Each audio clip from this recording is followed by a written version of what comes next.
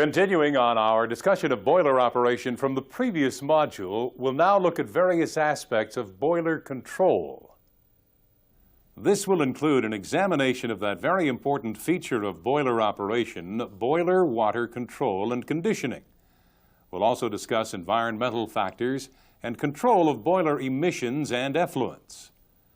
But first, let's take a look at the control devices that permit the operator to run the boiler as efficiently as possible while responding to changes in load demand.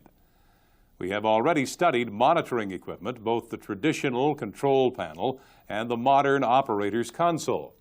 In either case, the operator is able to stop and start equipment and make adjustments remotely, that is, from his central operating position.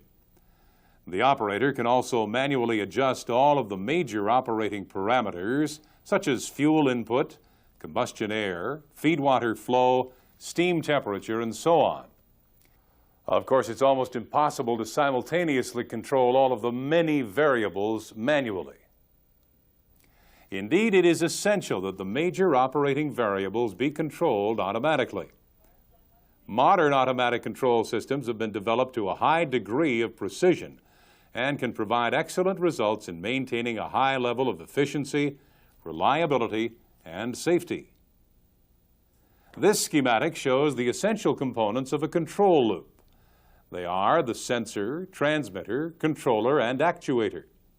The sensor measures the operating parameter that is being controlled, such as pressure, temperature, flow, or level.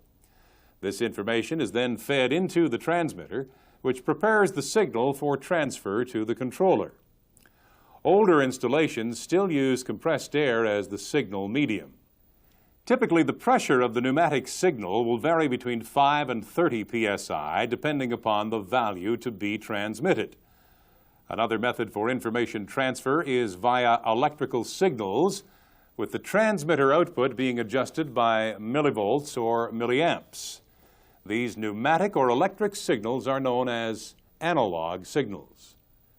In modern installations, a transmitter produces digital signals for transfer to the computer or central processing unit in the control room. The digital signals have the advantage of being faster and being able to transmit a higher volume of information. Another advantage of the digital control system is its ability to continuously check incoming readings for accuracy and abnormal indications. It does this by comparing multiple readings, computing averages and implied values, so that any obviously incorrect signal is discarded before it can bring about faulty positioning of the auto controls. So returning to our schematic, the sensor signal is fed into the controller, where it is compared with a set point established by the operator. Where any deviation is present, the controller sends an action signal to the actuator to make corrections. The actuator is really the power device in the system, converting small analog or digital signals into mechanical movement. For example, to adjust the fan dampers or to open the feed water control valve. The actuators generally are motivated by compressed air or precisely controlled electric motors and positioners. Even when we're operating the system manually, the actuators are still required to adjust equipment position. In fact, the changeover from automatic to manual control merely allows the operator to provide the driving signal to the actuator and thus enables remote operation. So let's take a look at some typical control circuits. Here we'll simply be looking at the logic of the circuit. The actual control system may be pneumatic, electrical, or digital, but the logic of the operation is the same. Here we see a very basic combustion control scheme for controlling boiler main steam pressure. The actual measured pressure is compared in the master controller with the selected set point. Any deviation causes a correction signal to be sent to the fuel supply actuator and the combustion air actuator. During load changes, the signals are biased so that sufficient combustion air is always available to avoid the potential formation of a rich, explosive mixture in the furnace. For example, during a load increase, the airflow is increased before fuel is increased. The reverse applies during a load decrease. Either of the actuators can be switched from automatic to manual operation if required. An additional control allows the operator to set the desired fuel-air ratio. Experience proves that more excess air is required at low loads to maintain stable combustion. One disadvantage of this simple system is that it must wait for the pressure to actually fall before commencing a corrective action. And even then, some more delay is experienced in mechanically changing the airflow and fuel supply. Yet further delay is encountered before the increased combustion brings about the desired rise in pressure. The cumulative delay from this control system results in a fluctuating steam pressure. This situation can be vastly improved by adding a second element to the control system. That is, by measuring the steam flow from the boiler and using this as an anticipatory signal. We know that increased steam flow from the boiler will result in a falling steam pressure within a time period of about 10 or 15 seconds. However, by applying the steam flow signal to the master controller, the corrective action is started in advance, and so provides increased combustion at about the same time as the pressure begins to fall. The actual resultant pressure then trims the controller settings. A further improvement of the system may be obtained by connecting the oxygen analyzer signal to automatically adjust the fuel-air ratio. This acts as a trimming device to precisely control the combustion air and bring the excess oxygen in the flue gas to the desired set point. Auto control of induced draft, where fitted, is not usually considered part of the combustion control system, as it is operated by a separate, dedicated control loop. The controlling parameter is measurement of furnace pressure, that is, negative pressure. The controller is set to maintain about minus 0.5 inches water gauge in the furnace, and it achieves this by adjustment of the ID fan dampers. Steam temperature control is also independent of the combustion control system. Final and reheat steam temperatures are measured and processed through a controller to actuate one or more attemperating devices such as adjusting the flow of de-superheating water, adjusting the tilt of the burners, adjusting the flow of gas recirculation.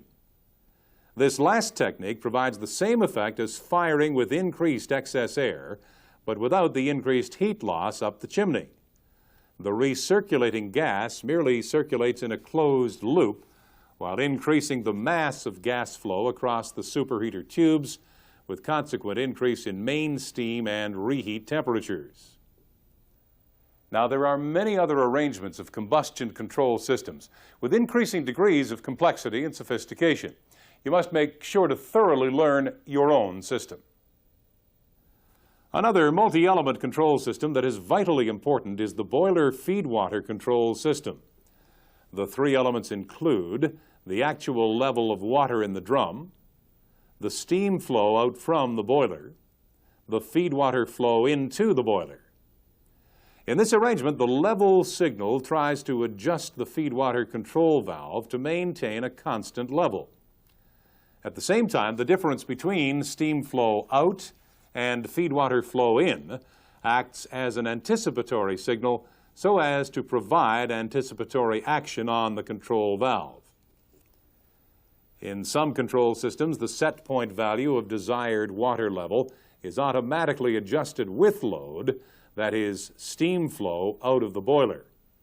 At high load, the target level is maintained slightly higher in anticipation of a possible load rejection, with consequent rapid fall in level due to shrinkage.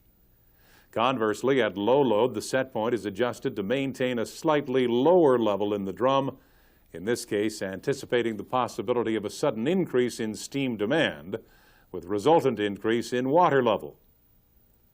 Another refinement to the feed water control system may be made to the mode of measuring water level.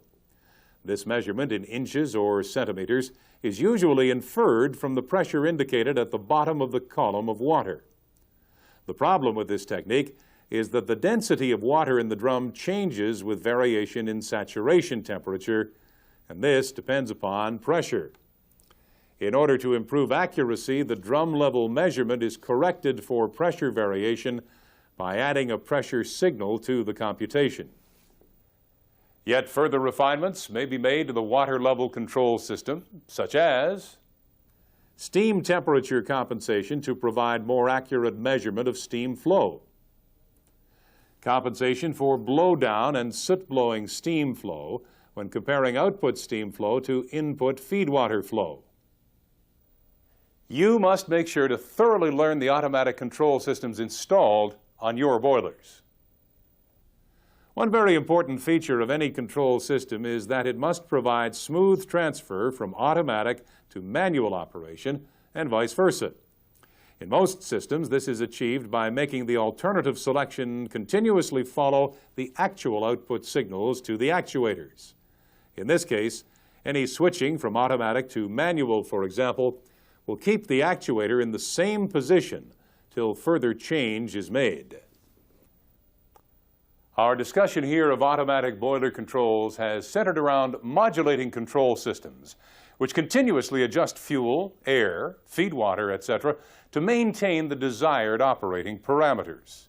The actual on-off actions for placing burners in service and monitoring for safe combustion conditions are carried out by the burner management system, as discussed in the previous module. Well, at this point, it's time for us to take a break. We'll come back and talk about boiler water control and conditioning. For now, please switch off the tape and thoroughly review this material in your workbook.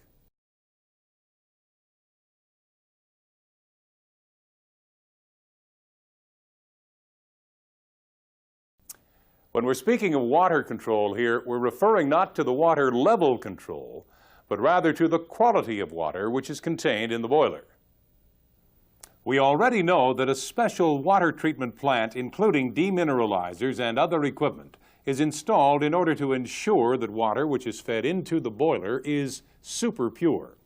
Additionally, certain chemicals are injected into the boiler drum to further control the chemical condition of the boiler water. So what is it exactly that we are protecting the boiler against? What are the problems that can arise as a result of feeding impure water into the boiler?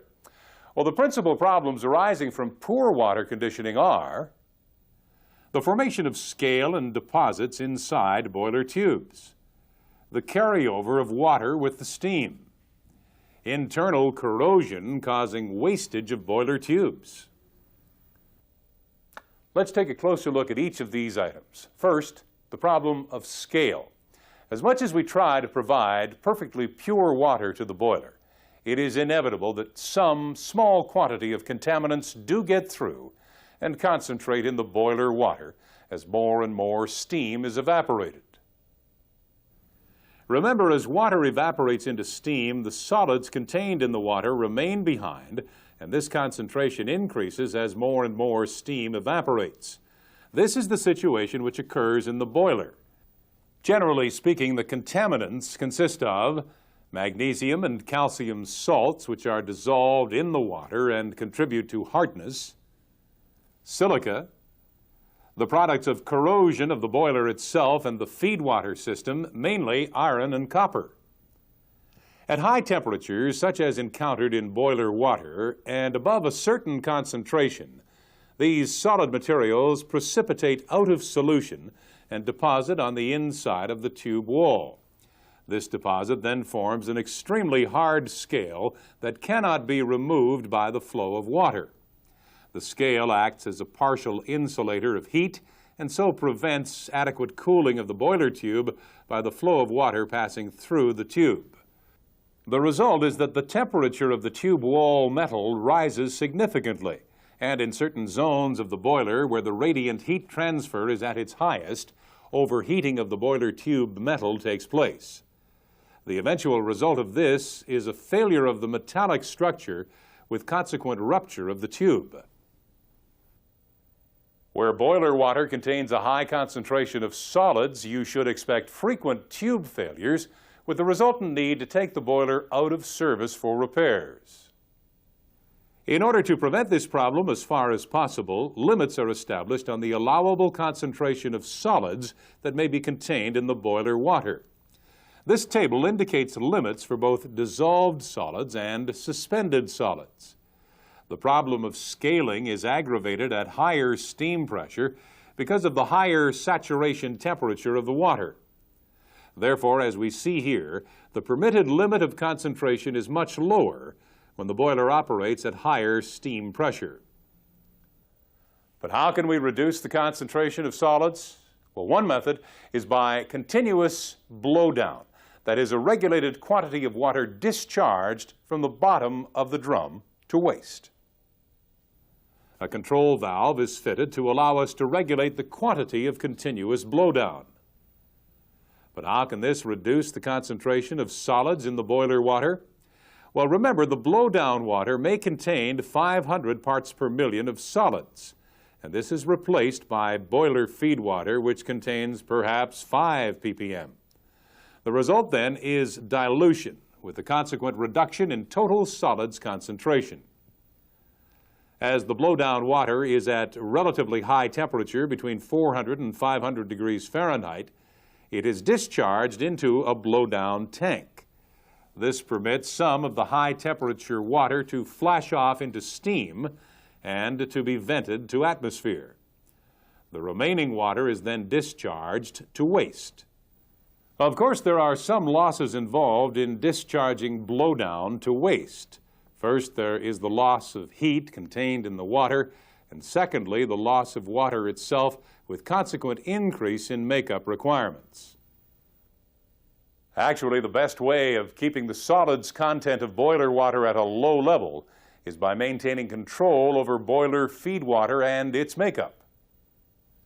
The actual limits established for boiler feed water contaminants depend upon the particular boiler operating pressure and temperature and operating regime. However, we would typically expect to find the following analysis of boiler feed water and makeup. These concentrations are given in parts per million ppm.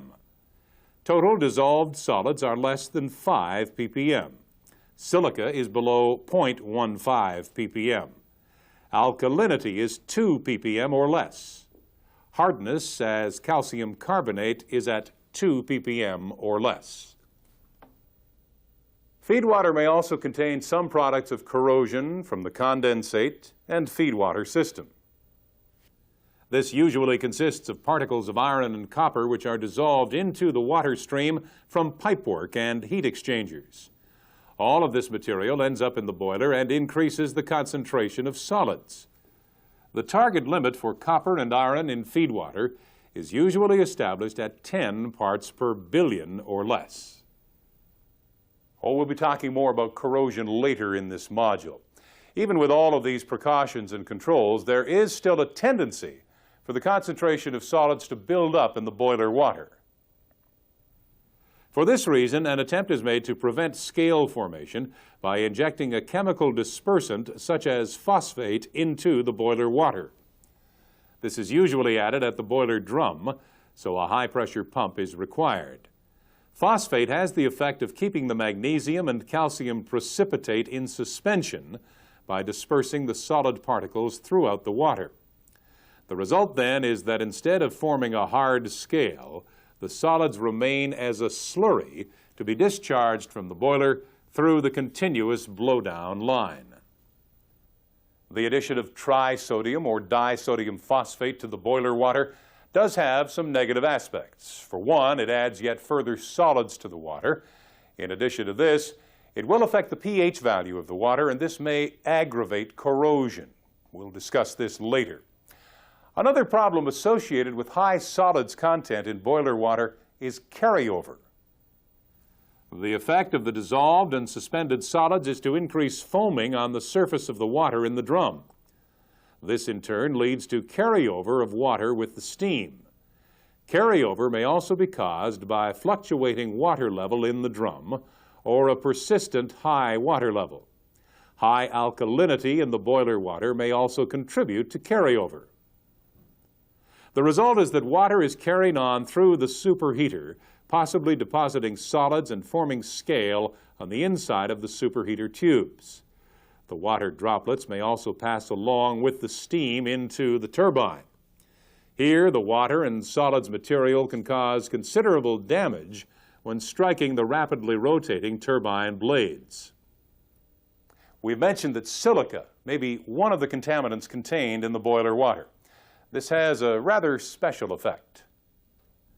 At the high temperatures encountered with high-pressure operation, the silica actually vaporizes into a gas and passes over with the steam right through the superheater and onto the turbine.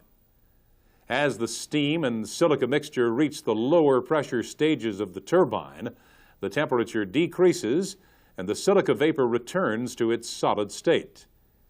This material deposits on the turbine blades in the form of a very hard, glass-like scale. Silica, of course, is the material which we find in sand and is used as the main ingredient in making glass. The silica deposit on turbine blades is just as hard as glass and extremely difficult to remove.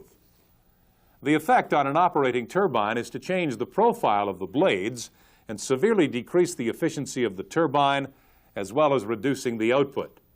The only cure is to shut down the turbine, remove the rotor, and mechanically clean the blades, usually by erosive blasting with a material such as aluminum oxide. In order to prevent these deposits, it is most important to keep the silica content of the boiler water below a predetermined limit, typically 5 ppm on a 1200 psi boiler. But how can we reduce the silica content if it is higher than this? Well, one way of reducing silica content is to increase the continuous blowdown from the boiler drum. This is not a very efficient procedure because we are wasting heat and water, but it may be the only solution. If possible, a far better method is to eliminate or reduce to a very low level the amount of silica which enters the boiler with the feed water. In order to achieve this condition, we need particularly high-quality water treatment equipment for producing makeup water. We shall be talking about demineralizers and other water treatment equipment in another module in this program. The problem of silica is so serious that in the event that we cannot reduce the silica content in boiler water, it will be necessary to reduce the operating pressure on the boiler and consequently the power output of the unit.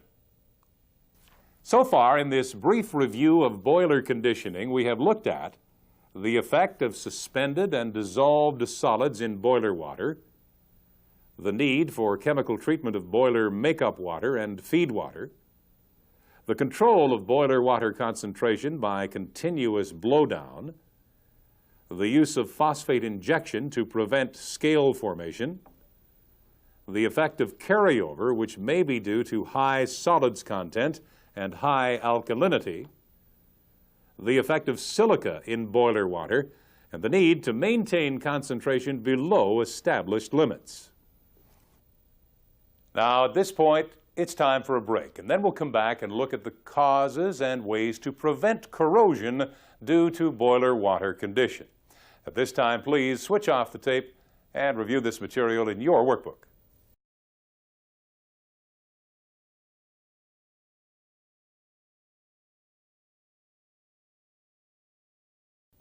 Internal corrosion can take place inside boiler tubes under certain boiler water conditions. The corrosive action eats into the tube metal, removing iron and resulting in thinner tube walls. If this action is allowed to continue, certain tubes will fail and will rupture as the thinner section of tube can no longer withstand the internal operating pressure. The removed metal, products of corrosion, can also cause a problem, as this material now increases the total quantity of solids contained in the boiler water. As we know, this can increase the probability of deposits and scale formation on the inside wall of the tubes. So what are the conditions that cause corrosion and loss of metal inside the boiler drums and boiler tubes? Well, there are basically three independent causes of corrosion, and they are acid attack, which occurs when the boiler water is in an acidic condition, that is, low pH. Caustic attack, which occurs when the alkalinity of the boiler water is too high. The pH level is above about 10.5. The presence of dissolved gases such as oxygen and carbon dioxide in the boiler water. Let's first take a look at the problem of pH value. As we know, the pH scale runs from 0 to 14. It is really a measure of the hydrogen ions contained in the water mixture which forms the particular solution in question. The value of 7 is generally recognized to be neutral, with lower numbers indicating an increasing degree of acidity, while higher numbers from 7 to 14 indicate alkalinity. A highly acidic solution, such as sulfuric acid, for example, will indicate a pH value of about 3.5. Conversely, a highly alkaline solution, such as caustic soda, will probably indicate a pH value of about 11.5. Most natural waters in fresh lakes and rivers usually have a pH value close to 7, unless, of course, pollution is present. So if we are to prevent acidic corrosion inside our boiler, it is obvious that the pH value of the boiler water must be maintained above 7. Actually, to be on the safe side and to allow for the fact that there are probably variations within the mass of water, the normal established limits for boiler water pH are within the range 8.5 to 10.5. But what is it that actually determines the pH of the water? Well, this all depends upon the makeup of the contaminants in the water, such as magnesium sulfate, calcium carbonate, silica, iron oxide, carbon dioxide, and others. Most of these contaminants are contained in the feed water in very small quantities, of course, but the concentration builds up in the boiler. It's usually necessary to add alkalinity to the boiler water in order to raise its pH and bring it within the prescribed range. This is done by injecting sodium hydroxide. This is a highly alkaline caustic solution. Similar to the case of phosphate injection, a mixing tank and high-pressure feed pumps are provided to inject the caustic directly into the boiler drum. This injection of caustic does achieve the objective of raising boiler water pH value, but it also has some negative effects. One is that we are adding yet more solids to the boiler water. However, a much more significant problem is that too much free caustic in the boiler water may bring about concentrations that can cause cracks in the boiler metal. This is known as caustic attack or embrittlement. So we can see that it is not just low pH that we have to worry about. High pH is also undesirable. For this reason, we find that the established control limits for boiler water pH are often reduced to a narrower range, say 8.5 to 9.5. In order to keep within this range, it may be necessary to use disodium phosphate instead of trisodium phosphate.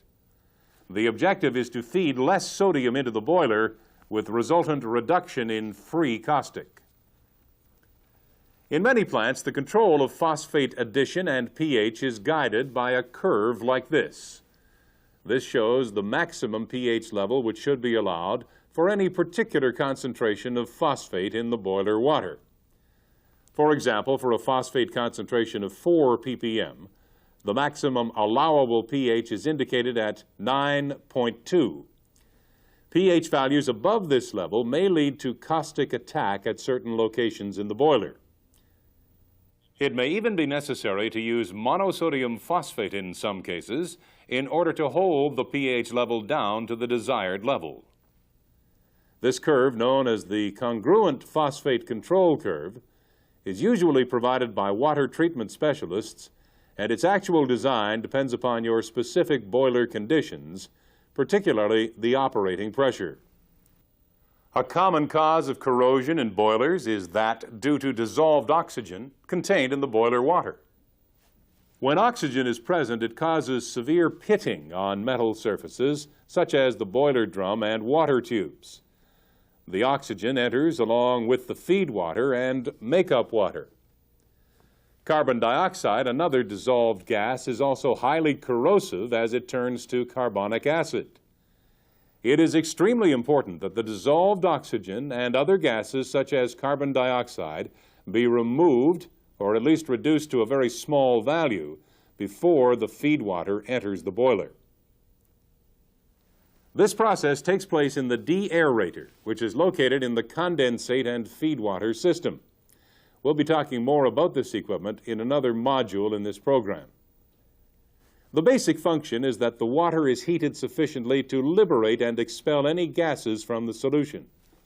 Modern de-aerators can reduce the dissolved oxygen content in feed water to about 10 parts per billion and even lower. However, because the effect of oxygen is so harmful, further chemical treatment is usually added after the de-aerator. The objective of this is to remove the remaining traces of oxygen and to protect against any failure of the de-aerator.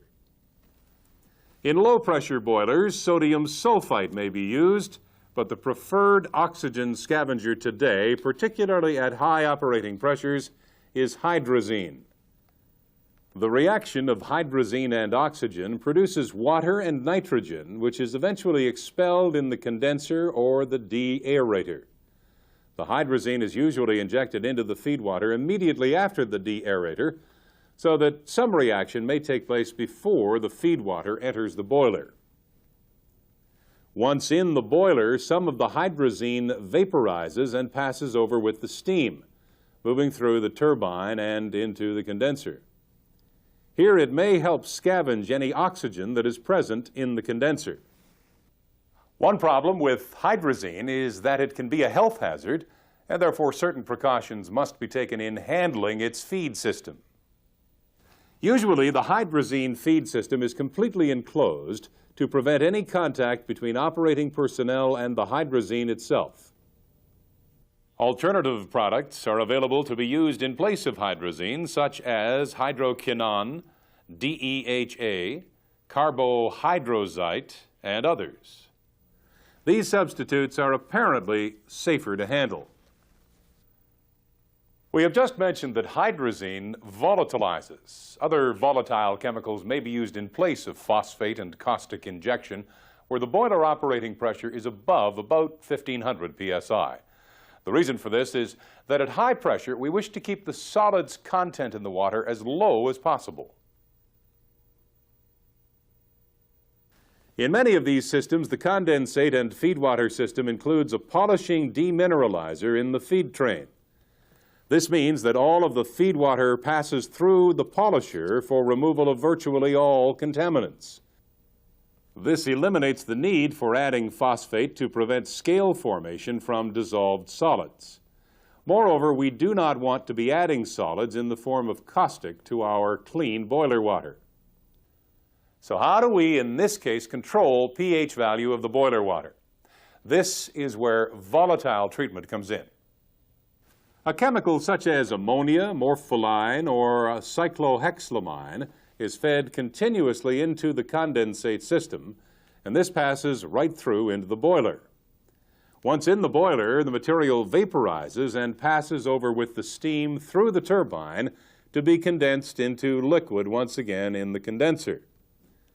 This material circulates through the steam and water cycle, with makeup being added continuously. The effect is to raise the pH value of the water to protect against acidic corrosion in both the pipework and the boiler.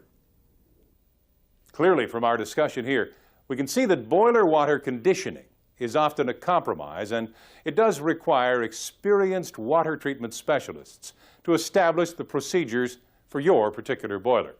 Now, this will include the limits to be maintained of various constituents in boiler water, the type of additive chemicals to be used, and the correct mixing concentrations, the frequency and methods for performing analysis on boiler water and feed water, the methods for reporting results of water analysis, Most large power plants are equipped with specialized personnel and lab equipment to perform boiler water analysis and control. In smaller industrial plants, the operator may be required to carry out certain tests with backup from a visiting specialist. In many plants, continuous automatic analysis is performed and displayed on a panel. Of course, in order for the readings to be meaningful, it's essential that the equipment be regularly checked and calibrated. The operator must always be aware of the actual boiler water conditions at any time and how this compares with the established limits of operation. He must also know what action to take in case the conditions move drastically outside the limits. Be sure to check the procedures and established practice for boiler water control in your particular plant. For now, please switch off the tape and review this material in your workbook.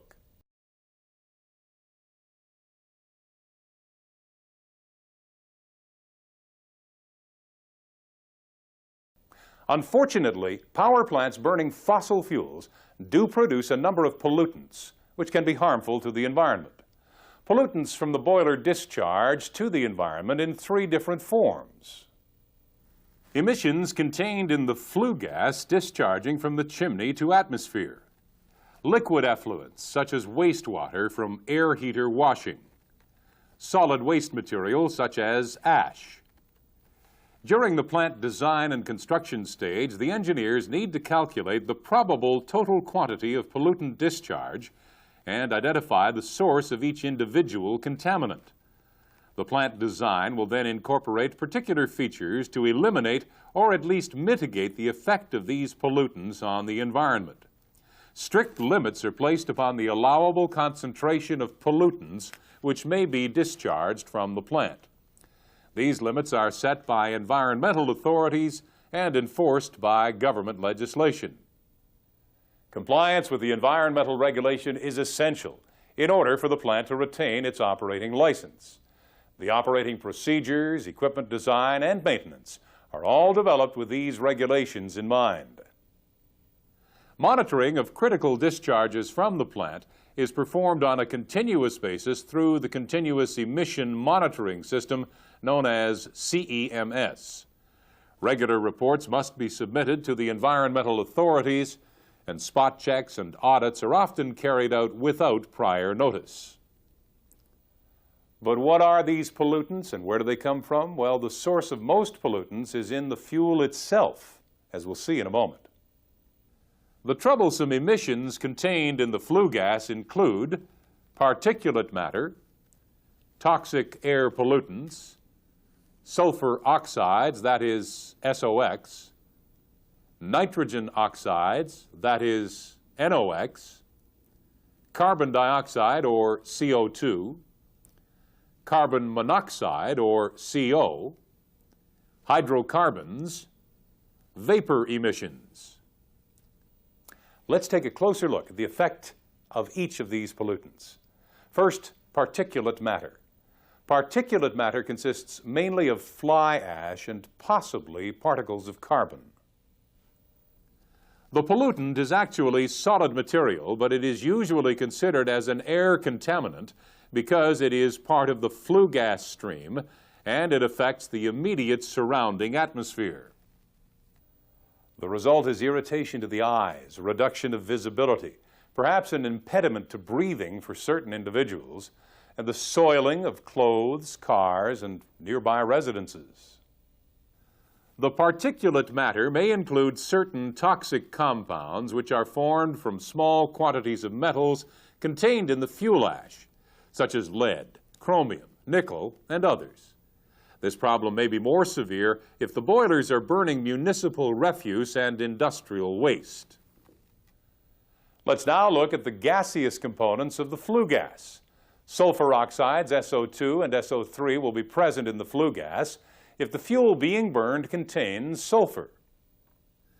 The SOx is produced by the combustion of oxygen contained in the combustion air and the sulfur.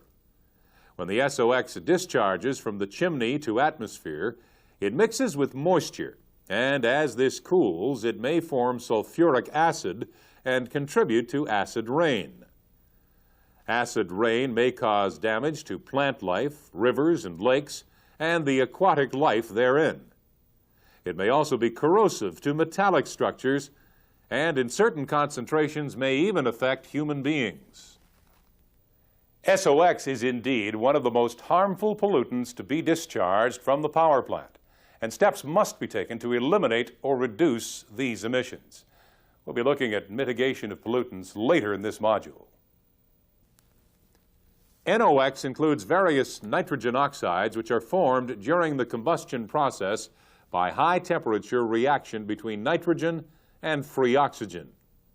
Both of these elements are present in the combustion air, and small quantities may also be contained in the fuel. When discharged to atmosphere, NOx causes irritation to the eyes and throat and may even cause respiratory problems in certain individuals. It is also thought that NOx affects the ozone layer and also contributes to the formation of smog. Another constituent of the flue gas discharging to atmosphere is CO2, carbon dioxide. Actually, CO2 is inert and is not harmful in the atmosphere, but it is thought that the presence of carbon dioxide in the atmosphere may contribute to the global warming trend, the so-called greenhouse effect. At present, there are no emission limits placed on CO2, but conceivably this may come at some future date. The flue gas may also contain carbon monoxide, CO, if combustion has not been completed in the boiler. Carbon monoxide is extremely poisonous and in high concentrations can quickly cause death in human beings. In practice, the quantity of CO discharged from power plant boilers is very small and becomes completely diluted by the other gases discharged and the atmosphere. The main purpose for monitoring CO in power plant flue gas is more a matter of efficiency than pollution control. The term hydrocarbon refers to unburned components of fuel, particularly oil or gas, such as one may possibly experience from a petroleum refinery or automobile. From the power plant, hydrocarbons are likely to include certain particulate matter, such as unburned carbon or fuel oil smuts. In some power plants, a large quantity of water vapor may be formed in the flue gas scrubbing process and is subsequently discharged from the chimney. This is often regarded as a sign of serious pollution by uninitiated observers. In fact, the vapor is quite harmless, and it can be reduced by heating the flue gas to about 250 degrees Fahrenheit as it enters the chimney. From what we've just seen, we can say that the most troublesome contaminants in flue gas, those demanding attention, are SOx, NOx, and particulate matter. We'll look at the means for controlling these emissions later in this module. Let's continue our study of power plant pollutants now by looking at effluent discharges from the plant. The sources of effluent contaminants are boiler blowdown, air heater washing and chemical cleaning, cooling water systems, water treatment plant discharge, FGD slurry, that is waste effluent from a flue gas desulfurization installation, stormwater runoff from coal piles, ash ponds, oil tanks, and other possibly contaminated areas. So what are the effluent contaminants that cause environmental problems? One obvious item is the value of pH. This should normally be within the range of 6 to 9.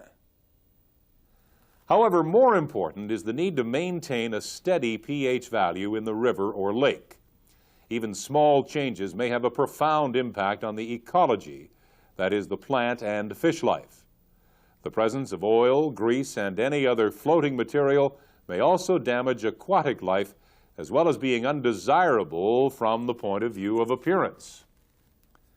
Suspended solids contained in the effluent make the receiving body of water dirty and may also affect the color. Solids may also form sludge and settle in water channels. Traces of heavy metals, such as lead, copper, zinc, mercury, and others, may be contained in industrial effluents. In the case of a power plant, this may occur with stormwater overflow from the ash pond. Many of these heavy metals are classified as hazardous, as they are poisonous to fish and also to human beings. Rapid changes in temperature are also hazardous for marine life. Therefore, the temperature of effluent discharging from the power plant must be maintained within established limits. Now, at this point, having looked at the nature of power plant pollutants, we'll take a break and then come back and see what can be done about this problem. For now, please switch off the tape and review this material in your workbook.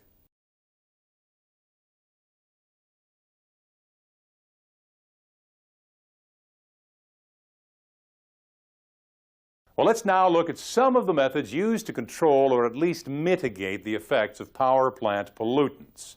First, we'll consider flue gas. The actual limits set on flue gas contaminants may vary between different localities, states, and countries.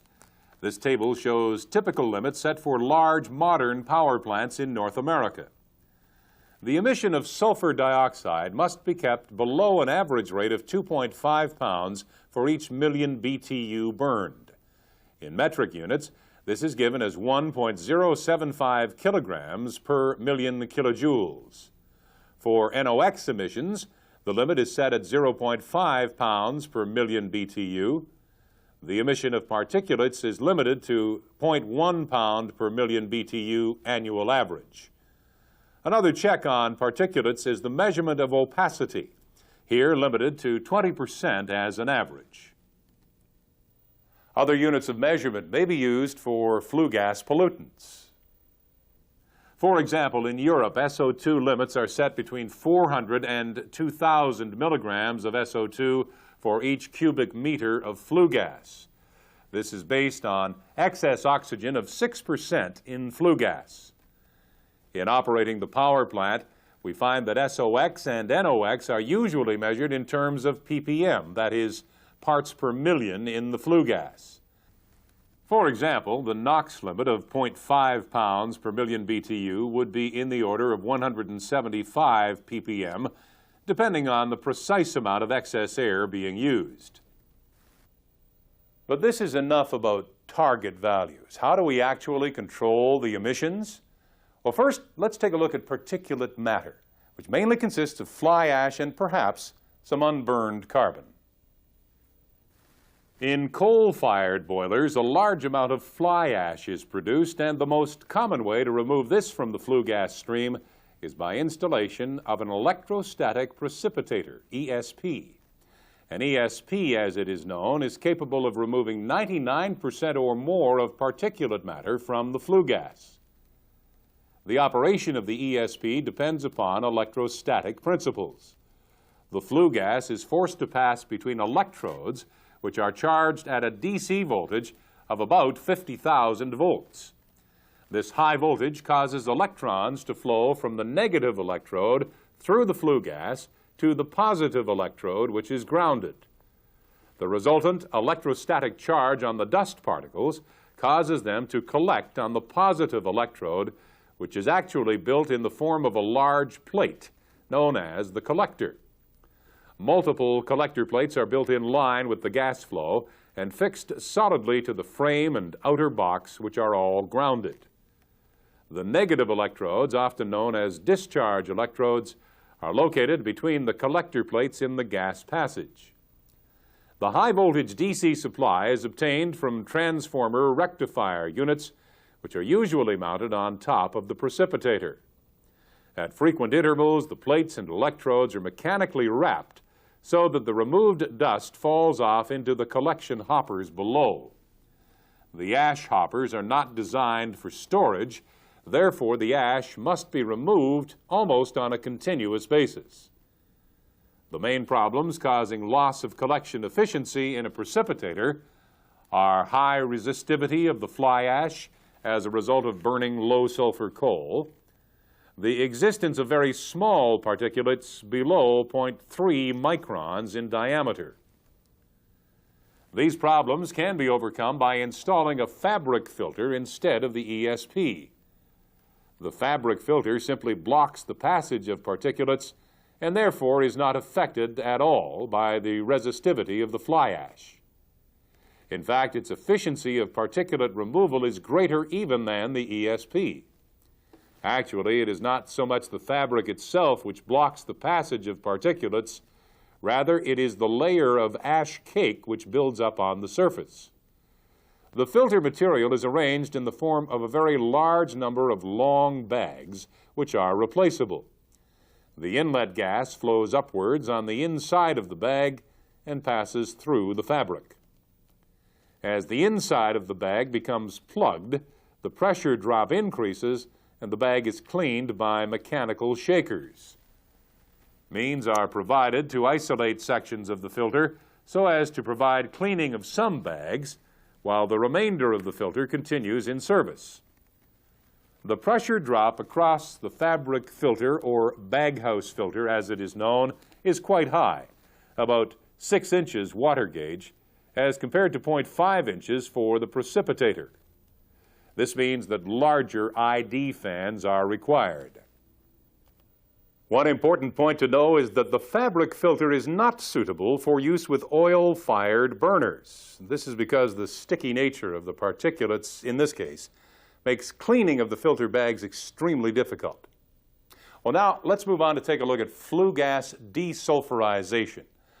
Of course, the most simple way to reduce the sulfur content in the flue gas would be to purchase a fuel with 0 or very little sulfur content. Unfortunately, this is quite difficult to arrange and also quite expensive. So we are left with the problem of removing the sulfur from the flue gas stream. This is done by applying a chemical reagent. The most common reagents in use today are lime and limestone. The main ingredient in lime or limestone is calcium. When this mixes with SO2, it forms calcium sulfite in the form of solid particles which can then be removed from the gas stream.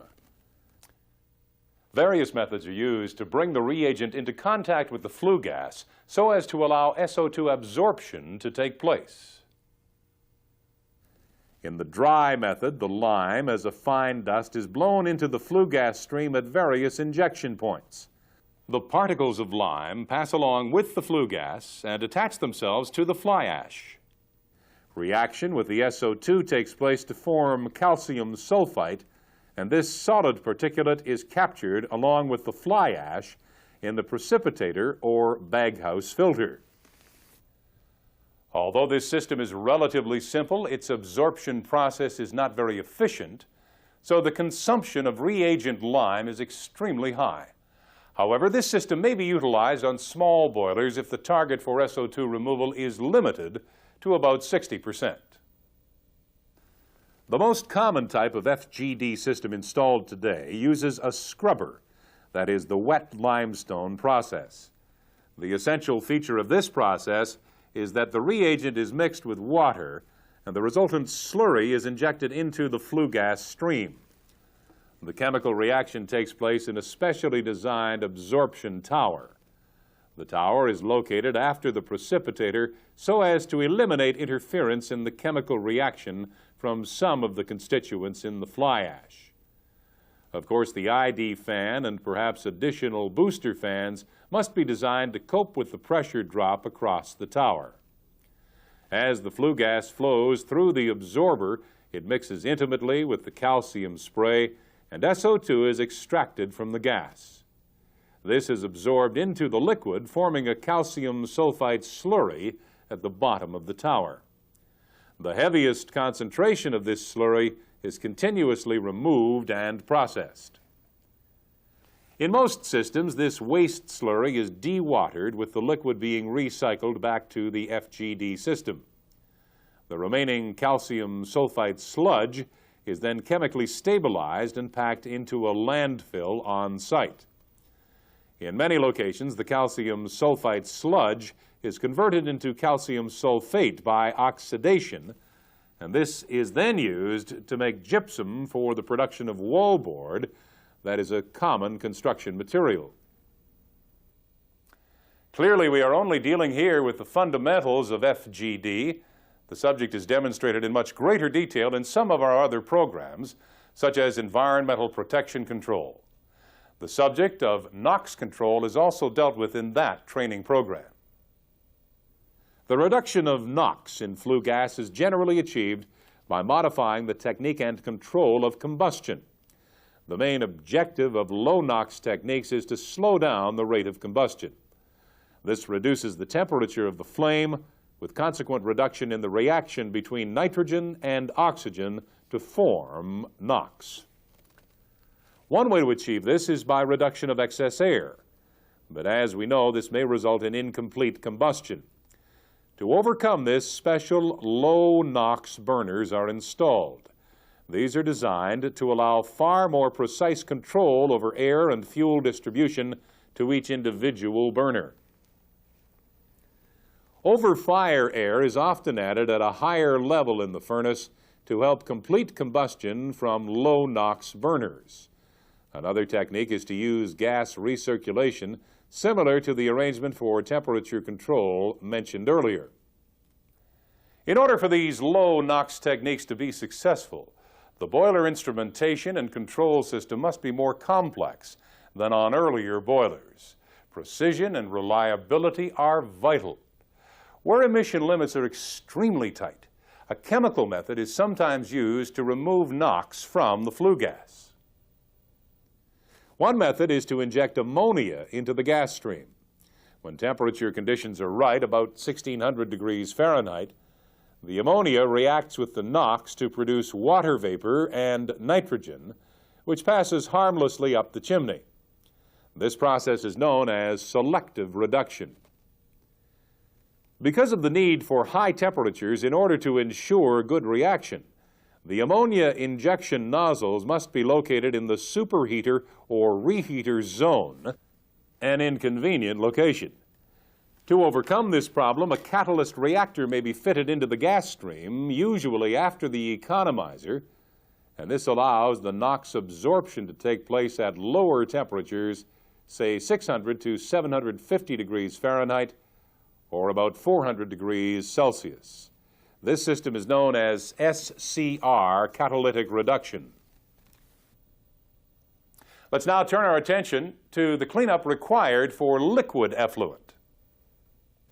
Typical limits set on discharge effluents indicate that suspended solids should be limited to an average value of 30 ppm and 100 ppm maximum. The pH value should be between 6 and 9. Oil and grease must be limited to 20 ppm maximum. The residual chlorine must be kept below 0.2 ppm maximum. In order to comply with these limits, it is necessary to remove offending solid material from the effluent, and this is done usually by clarification and/or filtration. Most of the solid material is removed and must in turn be buried in a certified landfill site. Before the final clean effluent is discharged into the river or lake, the pH will be corrected by the addition of caustic or acid. One particular nasty effluent has been addressed in the regulations, and that is the seepage of rainwater down through coal piles or ash piles. This water, taking with it contaminants, some which may be hazardous, percolates down through the earth. There it may find its way into the natural groundwater, which is often used for drinking by animals and people. Nowadays, it is necessary to install an impervious liner, usually of heavy plastic, below any of these areas, including the ash pond. Stormwater runoff must be collected and treated to remove solids. A liner is also required for the landfill area where solid waste is eventually laid to rest. In fact, there are definite rules and regulations which govern the construction and operation of a certified landfill site. Now, in these last two segments, we've endeavored to briefly outline some of the environmental problems that face us in operating a fossil-fired power plant. We've been talking generally, but you must make sure to study your own plant requirements, its specific problems, and the established limits of discharge of pollutants. You may also find it beneficial to refer to our Environmental Protection and Control training program. At this time, please switch off the tape and thoroughly review this material in your workbook.